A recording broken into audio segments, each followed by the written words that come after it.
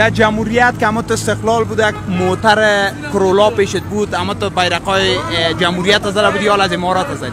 زده ما خب بیادر کسی معیشتی سیم کمی پایده شدیم از مادر معیشت میکنیم بیادر. دو روز دنیا رو به طبیعت تیر کنیم. امروز هم تو معیشت کردی؟ امروز کردیم دیوالا که معیشت برآمدیم معیشت میکنیم. خدا کمت نکنه. همه تو معیشتی باشی. معیشت قربانش هم بیادر. هم در جمهوریت معیشت میکردی هم در امارات؟ در جمهوریت امارات دویش معیشت میکردن دیوالا کل روز. به خاطر من گزارش میگرفتم در جمهوریت هم دیدم که همه تو بیرق سه رنگ زدگی بود، موترتان رنگ کردگی بود، کرولای آبی بود فکر میکنم. بیادر جماعت کسی مشتر مردم هستیم.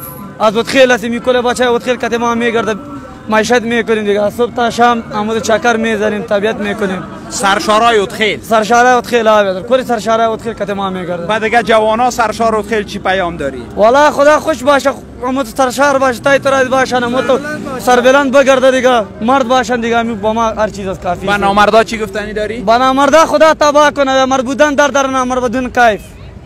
اگر مرد بودن رعایت نداری دیگه شن میگم ادبی معفا مرد باش، مرد از تقدیر میره، نامرد رفیق خود. خیر باش، خدا کمت نکنه. قربان چیزم سلامت باشی. الله یارت.